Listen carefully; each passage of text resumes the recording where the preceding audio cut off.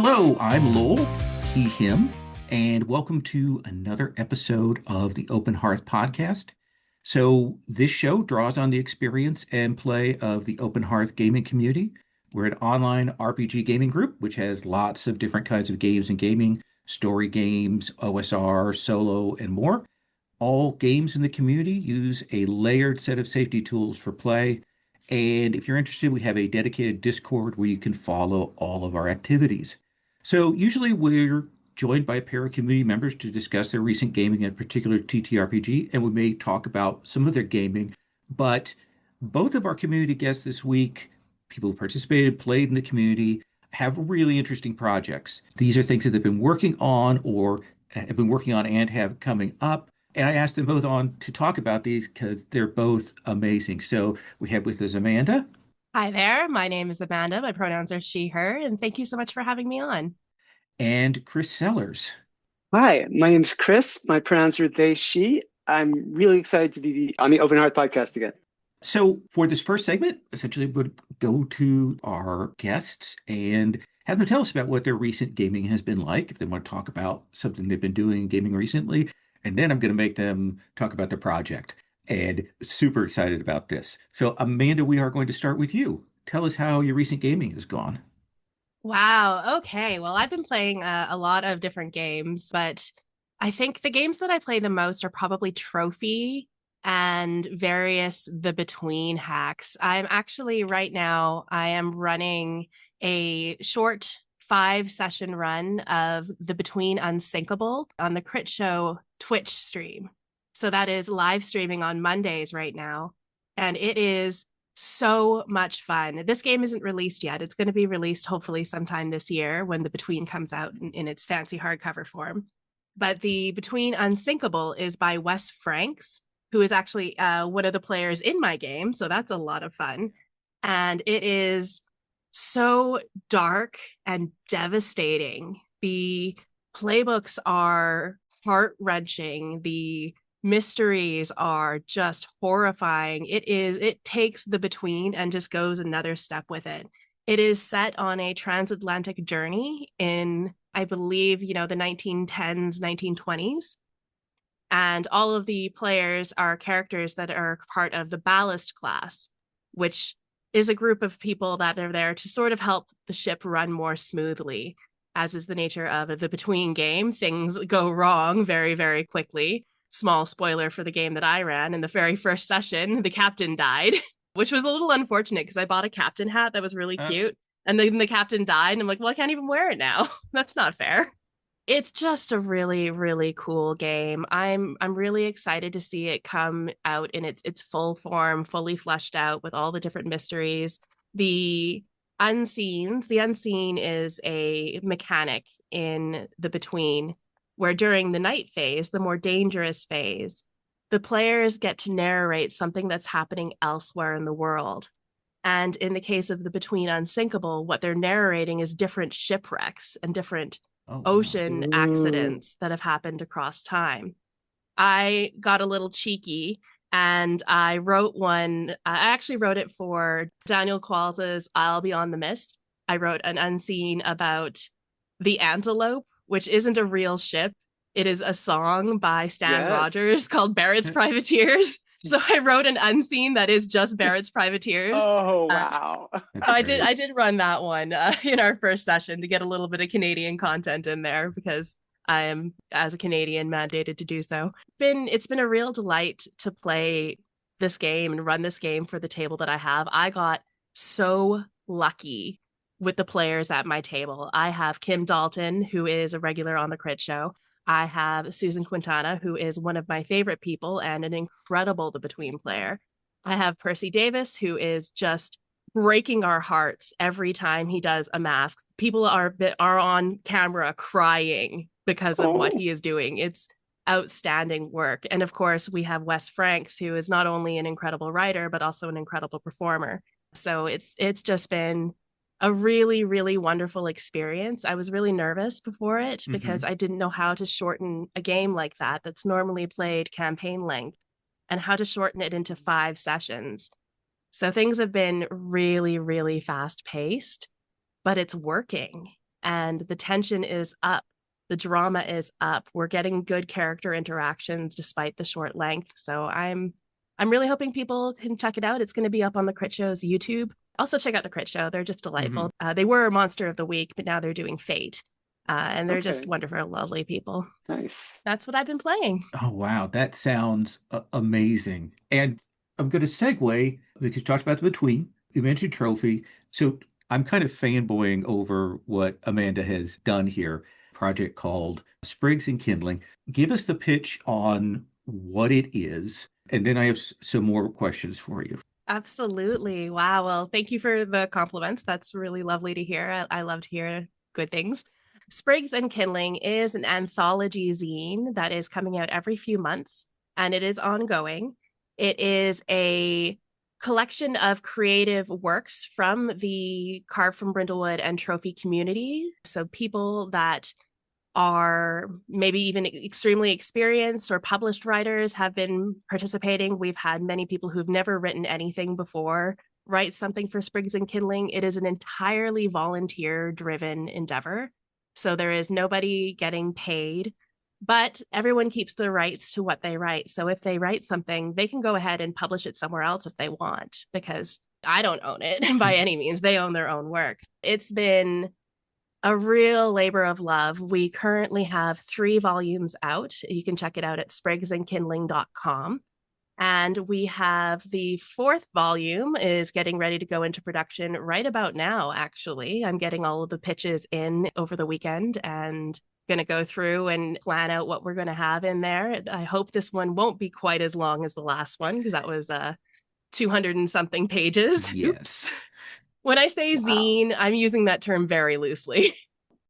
And each issue has been themed. The first one is kind of our introduction, and that is your shortest at 50 pages. I just want to stress that zine. Zine. Really, really beautifully done. One of those kinds of zines that feels like a really smart collage of different styles, yet it all feels very coherent.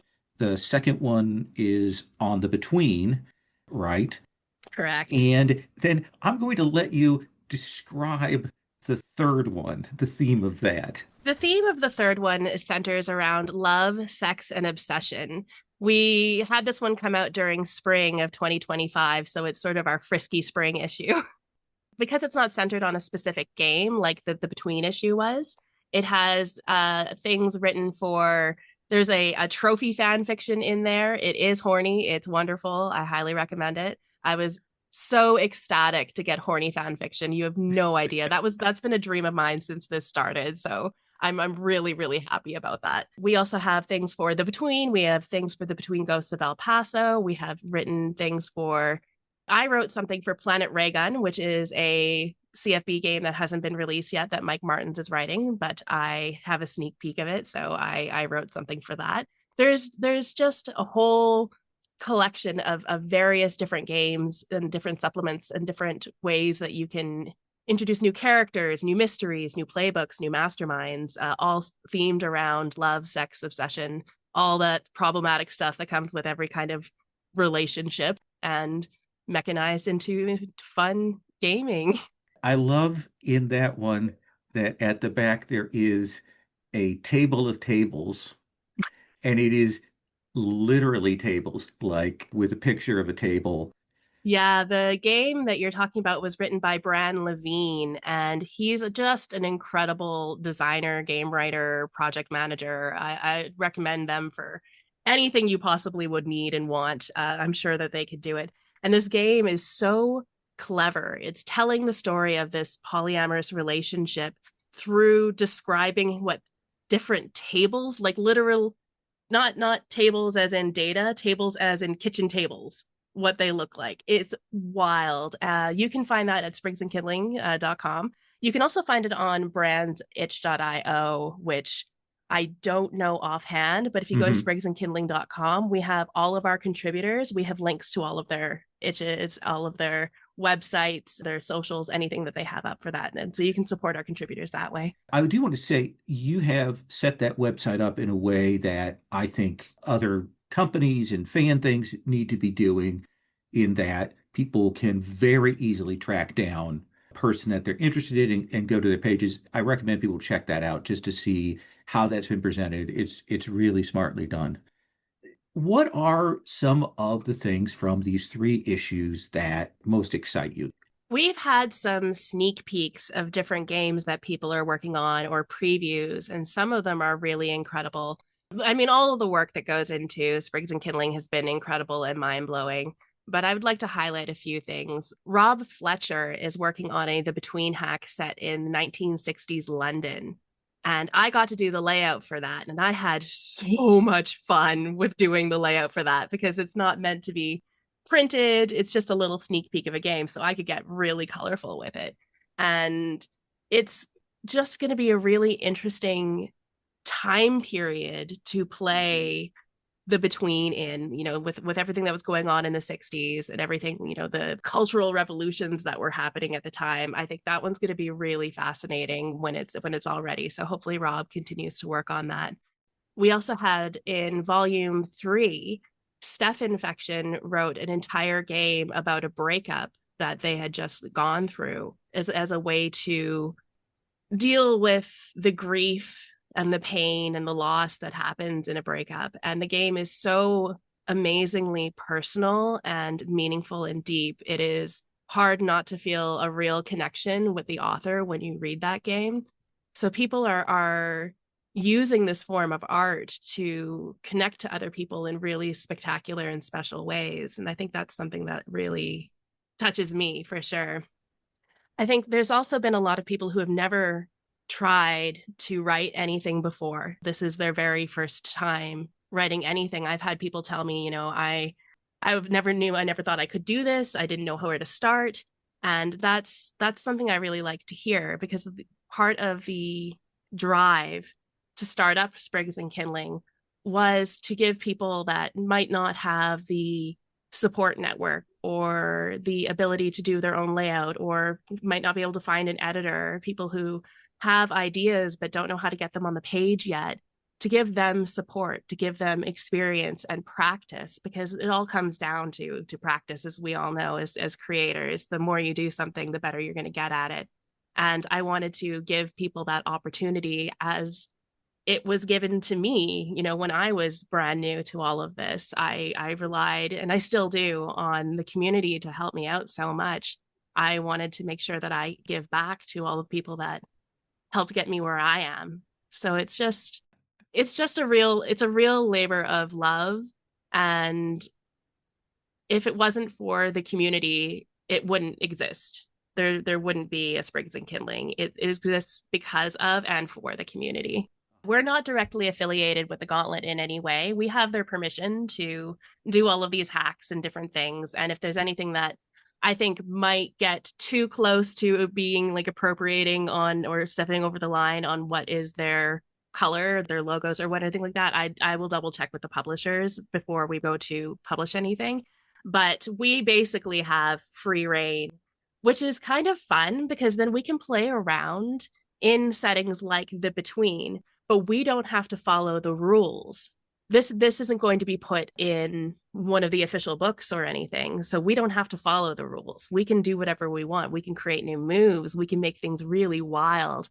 And people have been embracing that. We've seen some really messed up, and I mean that in a really good way, really messed up mysteries. There's one written by Chaotic Jamgoshian that is for the Silt Verses, and it's called Dear, Dear Husband.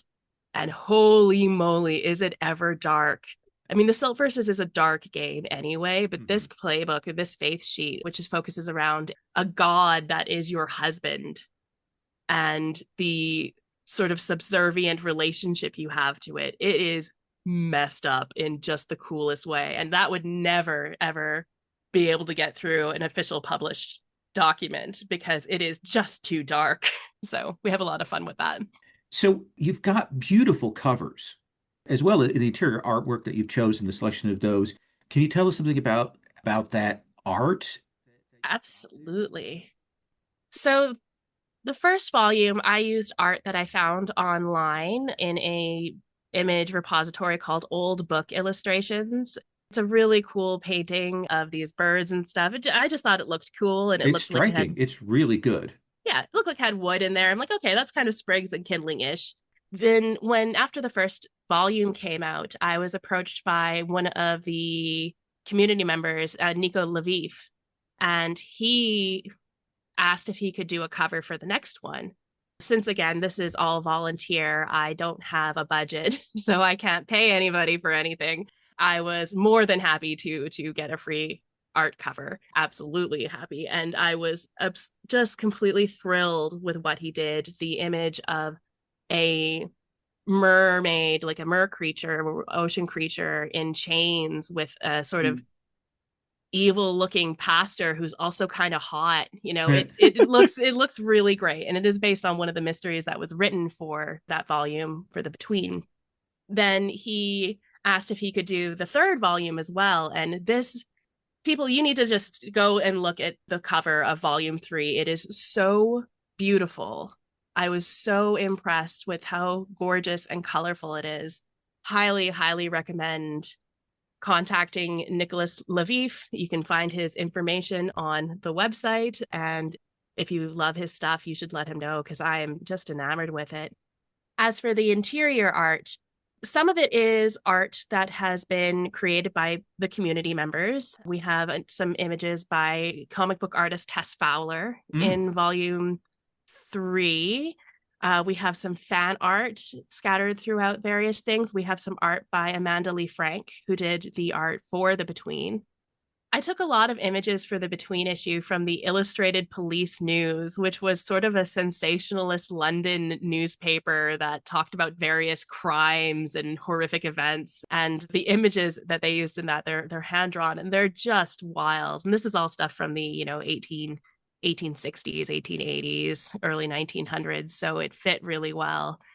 I've been very lucky that as of volume 3, Alexander Thomas Guy Corsel has come on as the chief layout artist. So he is an incredible layout artist, and he is doing all the really complicated layout. Up until that point, I had been doing the layout, and I am a statistician. I am not a layout artist. I had to learn how to do all of this, from nothing with no experience. So having an actual layout artist is incredible, and he does really incredible work. I'm very lucky that we also have Tess Chappell, who is a friend of mine, one of my oldest friends, and they have a really good eye for design. They are sort of our last thumbs up on everything, checking to see if everything matches up. And of course, our chief copy editor, Rebecca Hall. I'm really blessed with a great team. Last thing I want to ask you, you have on the website, you've plotted out what the themes are for the next 3 issues. And in some cases, you're still taking submissions for those. So can you tell us what the next 3 are coming up? So our next issue is volume 4. That is, the pitch due date is actually tomorrow, June 1st.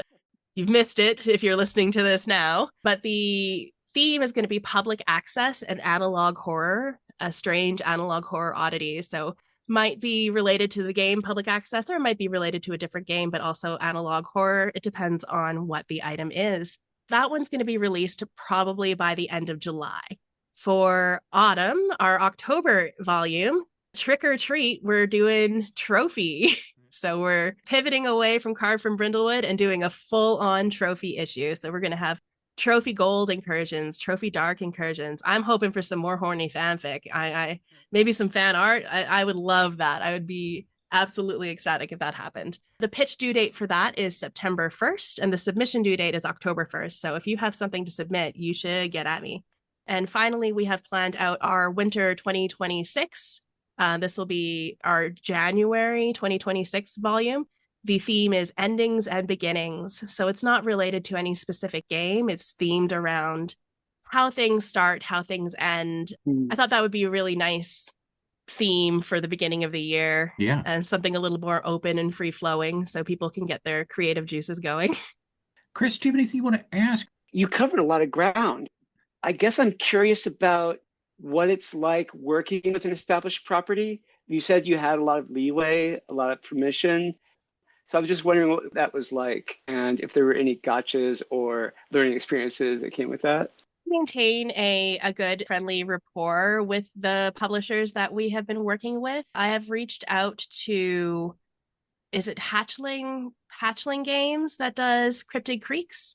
And because we had like a contributor that was thinking about writing something for Cryptid Creeks, and I wanted to double check with them. And most publishers have a clause in their website or something like that that says, you can use our games, our materials for X publication. Just make sure you put in a disclaimer.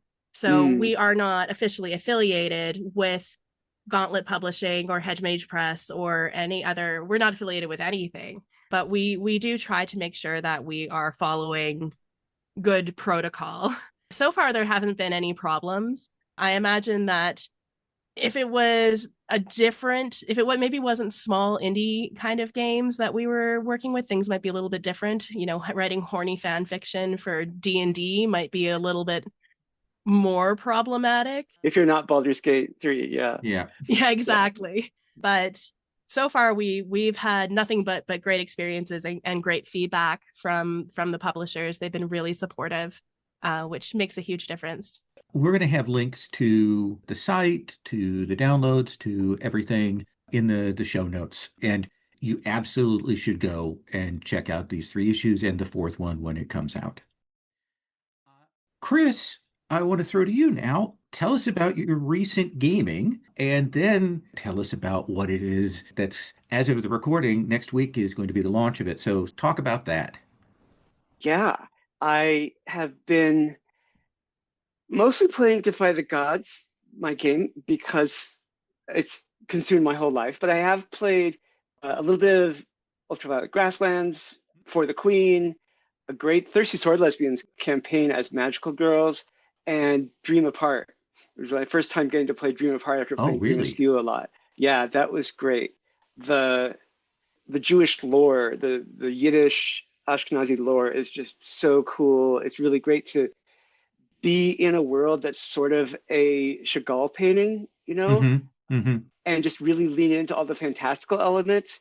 It was really a lot of fun and a learning experience. We were all looking up stuff in the glossary, even though at least 3 of the people playing are Jewish. We were still learning more about the setting as we went. And that was a lot of fun. It's always fun to play a GM-less game.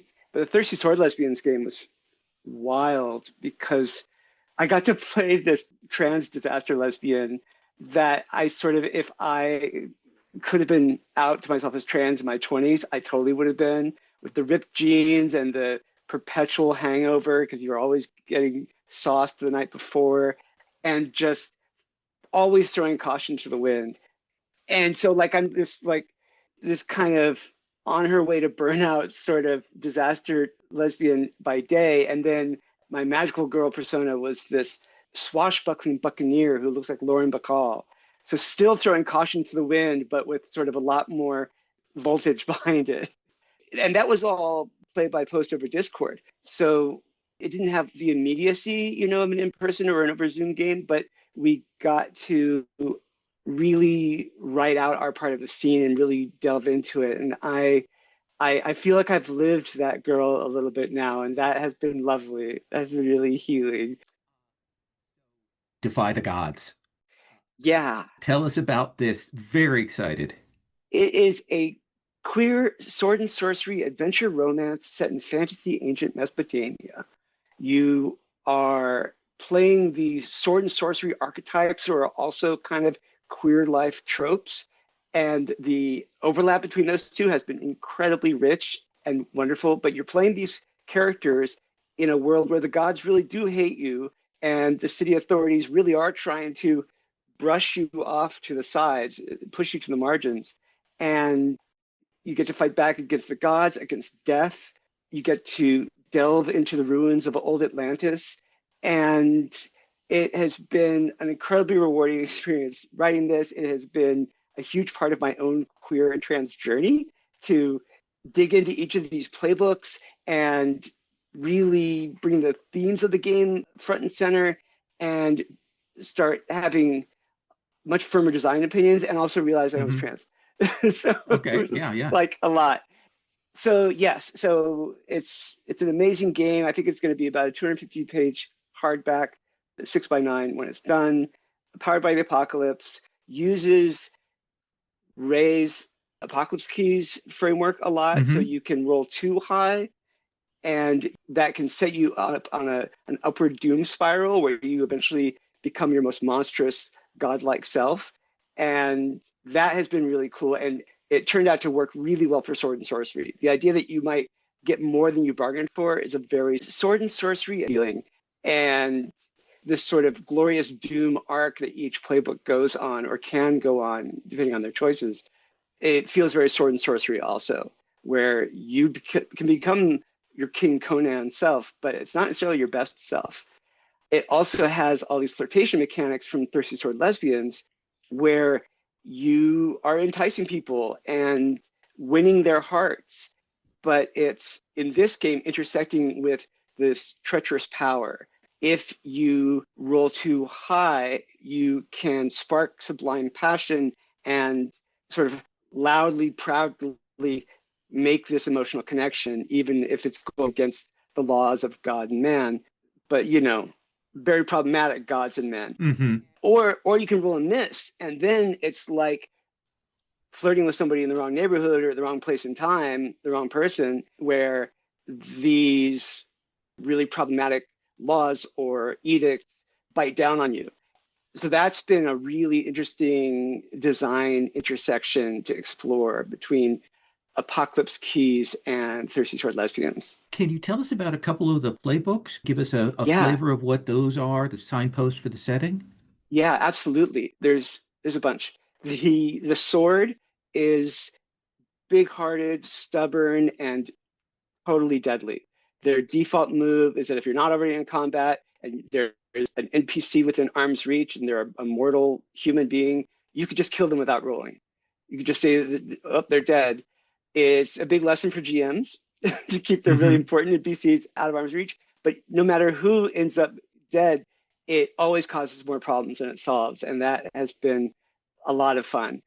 The sorcerer playbook is this student of the forbidden art handed down from Atlantis that is, their body is always changing. And when they cast spells, they don't really know what they're going to cast before they do. You roll a bunch of dice, look for patterns in the dice to match the spells that you have. And if you can find one, you can cast that spell. And you might find more than one, in which case you choose which spell you cast. But if you can't find one, then chaos blows back on you and hurts you and maybe your friends and escalates the situation. And you can get a burning success on those spells too. So if you roll really high with some of your dice, then again, you get more than you bargained for. So that's been really fun. There's a sailor who's mischievous and flirtatious, sort of a polyamorous disaster, sort of also Odysseus, who's always sacrificing their crew to escape scot-free. The vessel is in a submissive relationship with an exiled god. The wolfling is very Princess Mononoke inspired. Oh, and the Revenant. The Revenant was the last one I wrote. Yeah, the Revenant is Eurydice if she'd gotten out. It's somebody who died and spent time in the underworld as a shade and now has escaped the underworld, and they're a new person, and they don't know who that is yet. And so they have this boundless possibility. And they're not the person they were when they were alive before. They're not whoever they were in the underworld. They're figuring it out. And so they have these ties still to the underworld, which has sent demons out, by the way, to try to drag them back. And they have ties with whoever knew them from before. And I'm writing this playbook. It was the last one I wrote. And I was like, oh my God, is this me? Am I trans? Like that was, there was something in me in all the other playbooks, but this one really kind of blew my mind. So that's a fun playbook to play. Amanda, you said you had a chance to play. Yeah, absolutely. I got to play Defy the Gods with Chrys at a convention, and it was so much fun. I played the vessel, and I was in a submissive relationship with a god who I believe was something like the god of razors. Yeah, it was really, really dark. I got to narrate a really, like basically a scene from Cube where razors slash a person apart, which is just my jam. We had a really, really great play test of that game, and I am really excited to see everything all together, because it was so polished even at that stage, and this was months ago now, that I can't wait to see the finished product. Chrys, the gods that you have written are so evocative and they're all so different. Where did you get the inspiration for all of these different kinds of gods? Thanks. So there's a short list of gods that are suggested as the patron for the vessel.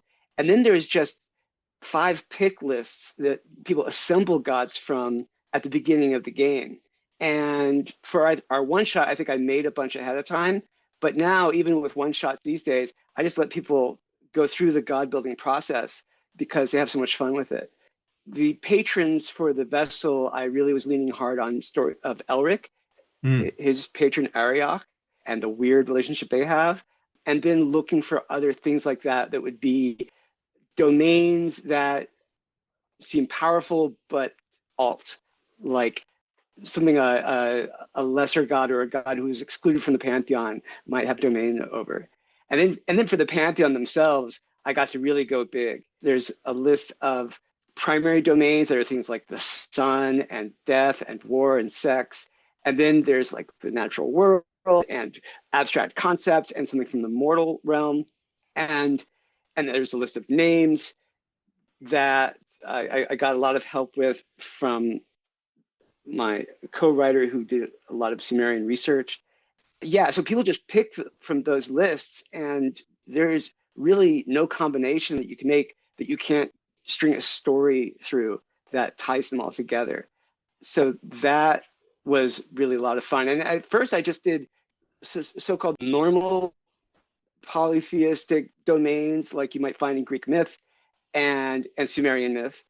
But then I just got dark. Oblivion, searing knowledge, frenzy. Frenzy, of course, is Dionysus's, but still, like ones where you're like, is it really a good idea for anybody to have a domain over this? And then when you make up sorcery, because you make up all these world forces at the beginning of the game, you also pick domains for sorcery. This is the cracks in between things that weren't claimed by the pantheon. So the cracks in between their domains where sorcery manifests. And people have had a lot of wild ideas about that. Like, I mean, I said that the sea became, at one point was a domain of sorcery. And so fish were sorcerous and you had to catch them in the right way or else they were dangerous to reality. So yeah, it's been a lot. It's weird. You know, when I started writing this game, it was a lot more OSR-y. I hadn't even decided on a framework. But even after it was powered by the apocalypse, it was very kind of free-form, not very opinionated. And the gods, their role in the game wasn't so well defined. And relatively late in the design process, I was like forced to start getting more direct and opinionated about what I wanted the game to be about. And that's when the queer themes really came out. And pick list from the Pantheon survived from the earlier part of the game. And anything like that I could keep, I did. But I started making it much more about fighting against this cosmic oppression. Wow. Which seems very sword and sorcery to me. Yeah. And timely. I didn't know how timely it would be. Really, yes. I started 4 years ago. Yeah. Your Kickstarter is starting on June 10th. Tell us about what the process is. What should people know about this Kickstarter? I did a first try of this Kickstarter with way too big of a goal. And, you know, I'm learning a lot as I go. This is only my second Kickstarter. I canceled it. It wasn't going to fund. I'm starting a new one with a much lower funding goal that will totally hit. And if we hit it in the first 48 hours, everybody gets a patch. That's probably not the most important thing to tell you. So there's going to be a standard edition hardcover book. There's PF tier, of course, standard edition. There's a gorgeous special edition with gold foil magic rippling all over it by this amazing French artist, Talia Schellen, who also did the art for the characters. And then there are special dice. Because the sorcerer has to roll so many dice, there's sorcery dice, and there's dice with cuneiform numbers on them. And there's other things. You can get 8x10 prints, you can get, but there's also a lot of art from the book on the Kickstarter page, and you can just see some of the amazing artwork that's gone into this. Ezra Rose, Shan Benion, Talia, like I was saying, Katrin Dirham, who did a lot of art for Glorantha, has done this gorgeous piece for the Pantheon. Also, you'll find that there's been a fantastic team working on this in addition to the art of Lila Fujiwara, Ray Najati, Avery Alder, all did developmental editing or system Oh, consulting. great. Yeah. Chris Viana is doing the graphic design, who's done a lot of Evil Hat work and most recently Stewpot. Sean D'Souza is the person I was talking about who's done a lot of world building and Sumerian language research. A few different cultural consultants, Oh, good. and then some wonderful mentorship by Kat Tobin of Pelgrane Press, who has been mentoring me as part of the Horizons program. That Oh, that's wonderful. I've met yeah, her a couple times, and she is one of the loveliest people I've ever met in my life. she really is. She really is fantastic, and she's also been publishing for a long time now, and has given me such ass-saving advice. I have to tell you. So yeah, that's been great, and I feel very lucky to be in the Horizons Fellowship. And I'm really grateful to Gamma that they are even doing a DEI fellowship, but they've really spared no expense on that. And there's other people too. I don't know if I said Rue Dickey doing copy editing, but yeah, it's What a been great team. really great. I feel so lucky to be able to work with them. So we'll have the links for the Kickstarter in the show notes, and everybody should check that out. Is there a quick start? There is, I am still laying it out. There's a quick start you can get now on Itch for free, for pay what you want, that has all the playbooks, has the basic moves, has all the world building sheets, and has a rules reference. You might be able to play just with that, but I am laying out more extensive play advice to help you get a sense of what the game is about and how to run the game, especially as a GM. And I'm still laying that out. And when that's ready, hopefully before the Kickstarter launches, I'll put that up on Itch, still for pay what you want, to supplement the stuff that's already there. Awesome. Awesome. That sounds dynamite. Now, my selfish vanity means that I still have to go, and I am going to talk a little bit here. I just going to talk about my gaming and one thing that we did because, like, I'm super excited about it. It went really well, this dumb experiment that I did. So my other gaming is I'm running face-to-face Mutants and Masterminds 3E. It is the trad as trad can be, but fun. But because we play it every 2 weeks, I forget the rules and we have to relearn them every 2 weeks. But online, we've been doing Star Trek Adventures Second Edition, and I love Star Trek so much because it is a hopeful game, and we've been really leaning into it being a Star Trek show rather than a Star Trek game. Been doing Sunken Hearts, which is my PBTA sort of modern urban that has evolved from my Changeling the Lost PBTA hack. Mm. And then we took Sundered Isles, which is the Pirates version of Starforge, and we just did a session where we went through the character and setting creation just to try that out. And that was super fun. But a number of weeks ago, we had the Star Wars Saturdays mini-con, and I ran two things for that. One of them was a reskin of Tachyon Squadron for Rebel pilots, and that was even better than I hoped it would be. It was really strong. I love Tachyon Squadron, and it was great in the one shot. But then the other thing I did is a thing I called Star Wars Writer's Room. And this is using Microscope to do a writer's room approach to new Star Wars. So the premise is it's 2012. Disney has acquired Star Wars, and all over the world, people are preparing pitches for this new Star Wars universe. And we're a group putting together a Bible. We know that the two previous trilogies, they're definitely canon. What do we want for this new series of films and stuff? And I did this because I thought it was a really interesting thought experiment. It's an alternative, but definitely not a critique of the most recent trilogy because I love two of the three movies from the most recent trilogy a lot. But I wanted us to think about what else it could be. So I love Microscope. I've run a ton of Microscope for campaign building, for city building. Ben Robbins actually nicely thanked me in Microscope Explorer for having done the city building thing, which I did multiple times. So for this, the Microscope setup, because you build a timeline and you start with a couple of eras, I said the first era is the Battle of Yavin, which I was corrected. It was Battle of Endor. We had to change that immediately as sort of the first era after that. And then the New Hope as sort of the last era in that. Now, Microscope has a thing where you do a palette, which is an ad ban list. And that didn't feel quite right to me. So instead, what I did was I actually had the players introduce themselves first, as I don't often do that, but to then tell us what Star Wars meant to them. And so we did that introduction first. And then we just did a brainstorming session, a big list of when we think about Star Wars, what do we associate with it? And we went around multiple times. We got a huge list. And by the end, people were talking about why they put these elements on there and what they meant to them.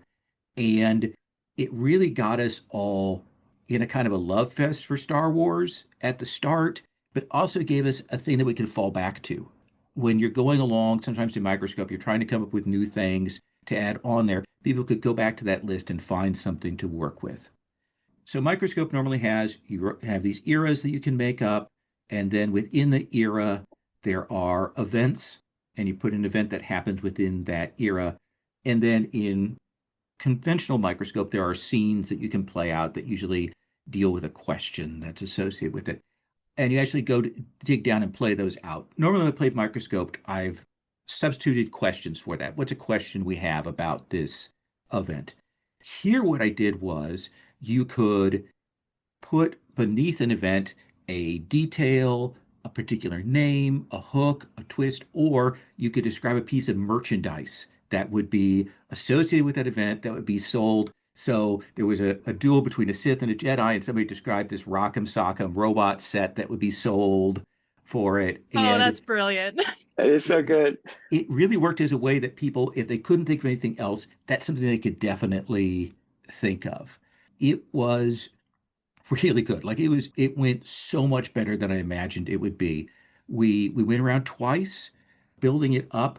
At first, I had thought that like the New Hope would kind of be the end of the era, but somebody said, "Hey, why don't we make that like what the first film of the new trilogy is?" And once we did that, that really kind of broke it open because the rest of the history was building that, and then we kind of plotted out what that first movie would be. In the show notes, I will link to what we ended up doing, what we ended up creating at the Cool. end of that. Yeah, Um, I'd love to read that. That sounds awesome. it was really good. Ondish had played in it, and he had he had played Microscope before, but not cared for it as much, and he really enjoyed himself. He has now taken that and has done multiple writers' rooms for other things. He's done it for Star Trek, he's done it for the MCU, he's done it for Shadowrun, and he's made some adjustments to it, to the setup, and is has written up a set of rules for doing this writers' room thing. And boy, it was good. Like in a way, Mm, sometimes you go into a game and you're like, okay, this would be fine. This might work as an experiment, and you're shocked when it pays off. And mm. it was really good. So Wow. absolutely Sounds dynamite. really awesome. As a big It Star Wars does. fan, I approve. And a great way to connect, and a great thing that you could do with different people. It could be a really good, fun writing exercise or thinking exercise, I think, for groups. It's is Gma Emless, obviously, and I think it's a really useful tool. I'm looking forward to Ondish writing the whole thing up. Yeah, Yeah. I'm very interested in seeing this because I am actually planning a Sprigs and Kindling writing retreat for all of the people that contribute to Sprigs and Kindling, and we might be able to use something like that as a writing workshop or something. I think that'd be Absolutely, a lot of fun. absolutely. As soon as Ondish has some version of it written up, I will send you the link to it. So, listeners, we're going to move on to the second half of our show.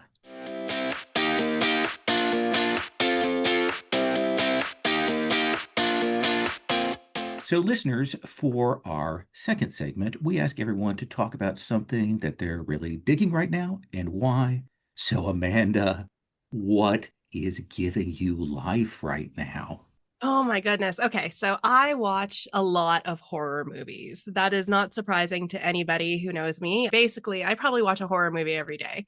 But recently I watched The Ugly Stepsister, Oof. which is on Shudder. It is a extremely gnarly, very body horror retelling of Cinderella from the perspective of one of the stepsisters.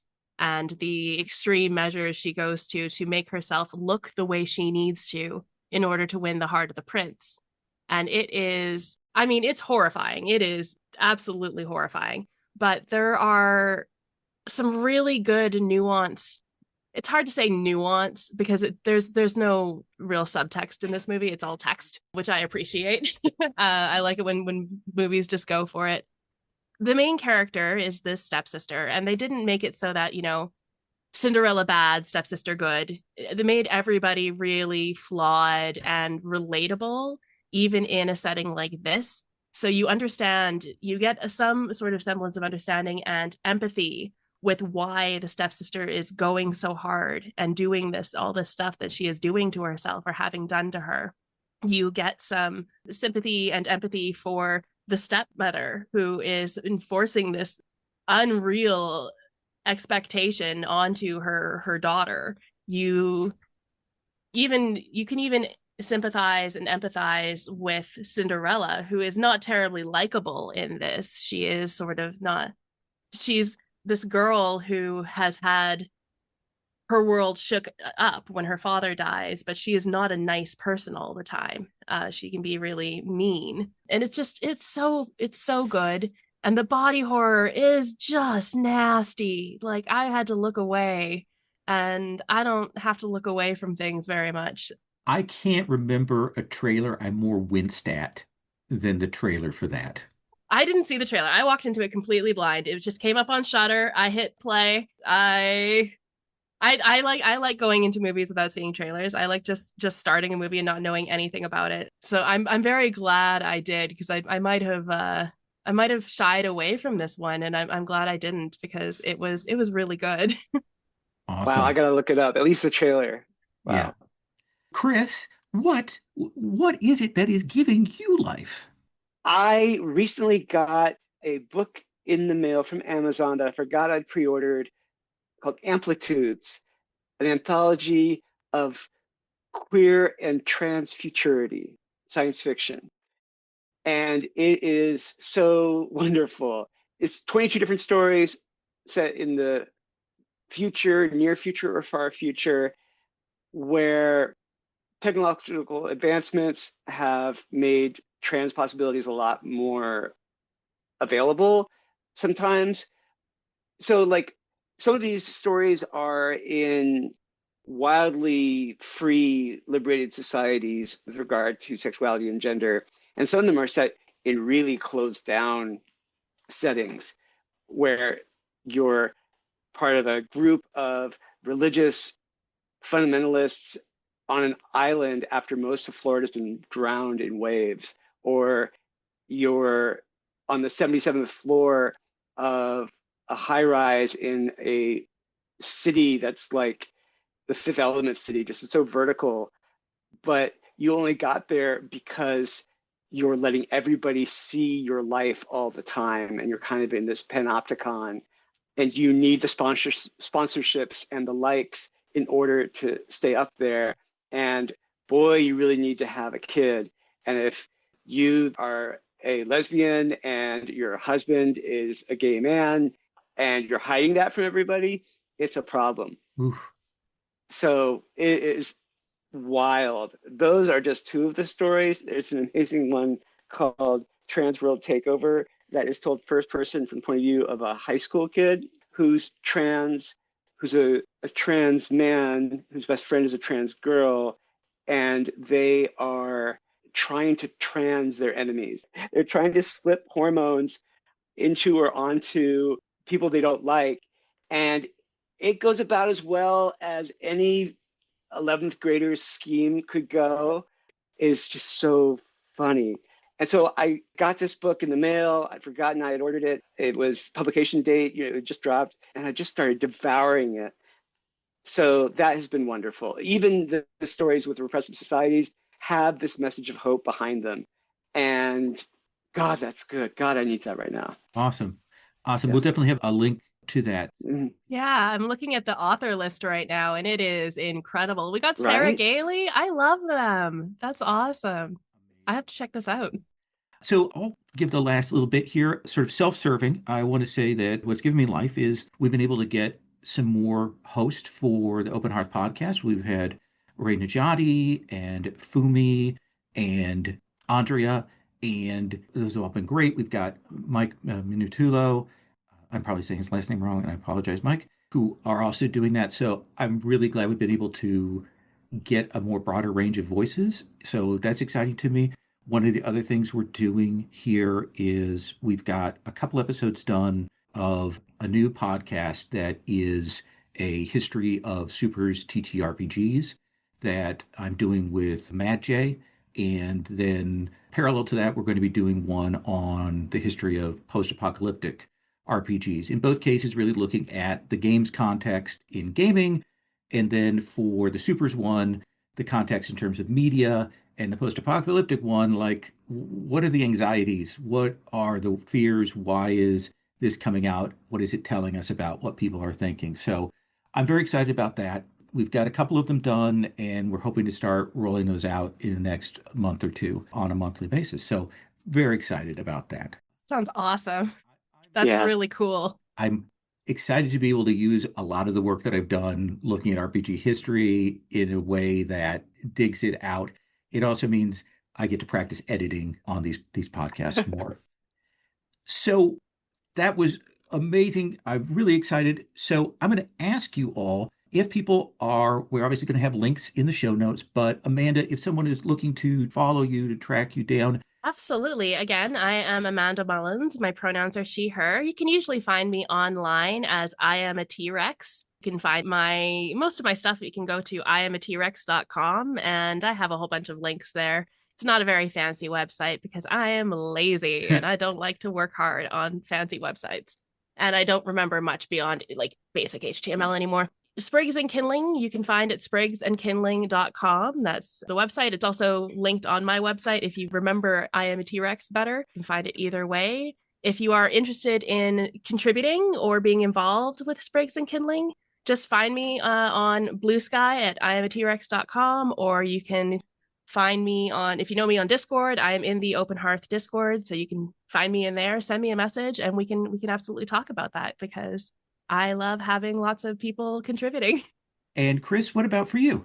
Yeah, well, I've got this Kickstarter thing coming out, and you can look for it on Kickstarter. I won't say the whole URL, but it's Defy the Gods RPG. You may find the one that says it's canceled. Look past that one, you'll find the one that's just about to launch. And also at my website, hecticelectron.com, I'm on Blue Sky and Instagram and Facebook and vestigiously a little X, and on Tumblr as Hectic Electron. So come find me there, reach out. I would love to talk to people about games and sword and sorcery and ancient Sumer and queer themes and all the lovely places they intersect. The Open Hearth podcast is a production of the Open Hearth Gaming Community. We have an online gaming calendar where folks can sign up for our sessions. If you've enjoyed this show, please consider supporting our Patreon at patreon.com/openhearthgaming.com. We have a Discord. Anyone is welcome on that. We're on Blue Sky, Tumblr, and we're on Mastodon at dice.camp. Again, you can find out more about all of that at openhearthgaming.com. Please consider rating, subscribing, reviewing our show. It really helps us out. Thank you, everyone, for coming on. And that is our show.